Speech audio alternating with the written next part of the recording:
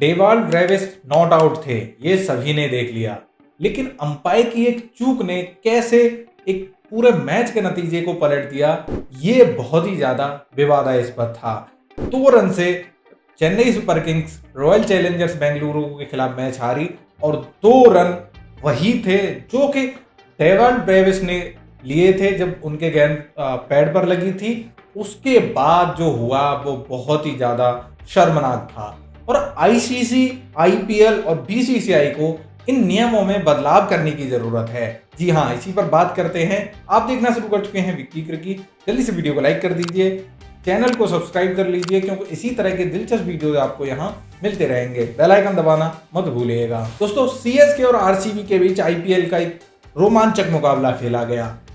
RCB के लिए ये मैच अहम था, लेकिन सीएसके के लिए ये मैच ज्यादा खास नहीं था क्योंकि टीम पहले ही प्लेऑफ की रेस से बाहर हो चुकी है। लेकिन सीएसके के पास आरसीबी को एक झटका देने का मौका था प्लेऑफ्स की रेस से पहले, क्योंकि आरसीबी के अब 16 अंक हो गए हैं। ये मैच जो चेन्नई स्वामी स्टेडियम में खेला गया, इसमें अंपायर से एक बहुत बड़ी चूक हो गई।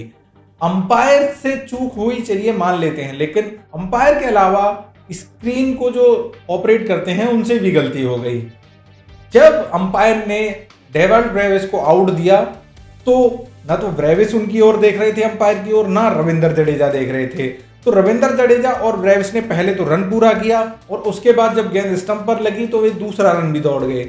इस दौरान क्या होता है कि जो 15 सेकंड होते हैं वो खत्म हो जाते हैं। लेकिन हैरानी की बात ये थी कि वो जब रन दौड़ रहे थे तो बहुत ज्यादा अपील जब हुई थी, तो अपील के बाद अंपायर ने जब आउट दिया था तो कोई भी एक तरफ अंपायर की तरफ नहीं देख रहा था, खासकर जो जडेजा और ब्रेविस थे।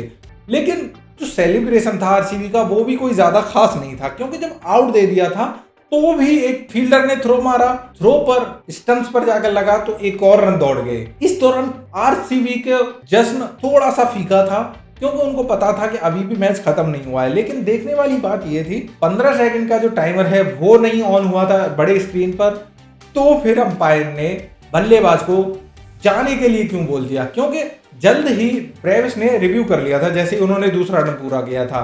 तब तक अंपायर ने बता दिया था ब्रेविस को कि वे आउट हो चुके हैं, उनको आउट दे दिया गया है।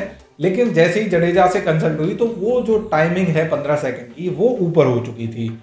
अब ये सवाल है, जब रिप्ले देखा हमने तो अंपायर्स कॉल था इम्पैक्ट पर और गेंद जो है वो स्टंप्स के बाहर जा रही थी, लेग स्टंप्स के बाहर। तो इस केस में बल्लेबाज को नॉट आउट दिया जाता था, लेकिन न तो उनको डीआरएस लेने दिया गया न उनको रन मिले। अब ये नियम, इसमें बदलाव होने की जरूरत है क्योंकि 2 रन बेशकीमती थे और इन्हीं 2 रनों की वजह से शायद मैच का जो नतीजा है वो आरसीबी के पक्ष में चला गया। आप ना तो अपनी गलती मान रहे हैं, चलिए अंपायर से गलती हो गई ठीक है, आप उसको रेक्टिफाई कर सकते थे, आपके पास टेक्नोलॉजी है। एक तो ये होता है कि आपने कोई बाहर से मदद ली हो कि भाई बाहर से मदद ली है कि हाँ इस बल्लेबाज को ये गेंद लेग स्टंप के बाहर है, वो अपने साथी से कंसल्ट कर रहा है, तब तक आप बोलते हैं कि 15 सेकंड का टाइमर खत्म हो गया। तो ये सब चीजें आपको देखने की जरूरत है, खासकर उस केस में जब गेंद की जो पिचिंग है और जो इम्पैक्ट है और जो हिटिंग है वो दूर जा रही है। रही बात नियमों की, तो नियम ये होने चाहिए कि अगर आपने आउट दे दिया है तो दे दिया है, लेकिन इस केस में अगर बल्लेबाज नॉट आउट है, इम्पैक्ट और हिटिंग है वो दूर है स्टंप से, तो उस केस में आपको उन रनों को भी देना चाहिए जो बल्लेबाज ने तोड़े हैं। और दूसरी गलती को ये मानने को तैयार नहीं था कि बड़े स्क्रीन पर 15 सेकंड का टाइमर ऑन नहीं था। अब जब किसी को पता ही नहीं होगा कि आपके पास कितने सेकंड हैं, हम उदाहरण लेते हैं रोहित शर्मा वाले केस का। जब हम टीवी पर देख रहे थे तो उसमें 0 सेकंड जब आ गया था तब रोहित शर्मा ने टी बनाया था डीआरएस का, तब उस केस में अंपायर ने अलाउ कर दिया था उनको। लेकिन इस केस में न तो टाइमर था न कुछ था, बावजूद इसके अंपायर नितिन मेनन ने उनसे कहा कि आपका टाइमर खत्म हो गया है, आपको जाना होगा। चलिए ये नियमों की बात रही, लेकिन आपको कोई एक गलती तो कबूल करनी होगी, उस बल्लेबाज को नॉट आउट तो देना होगा। जब आपका इम्पैक्ट सही है, चलिए मान लीजिए अंपायर कॉल है, लेकिन जो हिटिंग है वो विकेट से दूर है, उस केस में आपको अपनी गलती माननी चाहिए, या फिर उस केस में आपको गलती माननी चाहिए कि आप 15 सेकंड बाद ले रहे हैं, क्योंकि जब आपके पास टाइमर ही नहीं है तो आप कैसे उस चीज़ को डिसाइड करेंगे कि आपने 15 सेकंड हटा दिए हैं।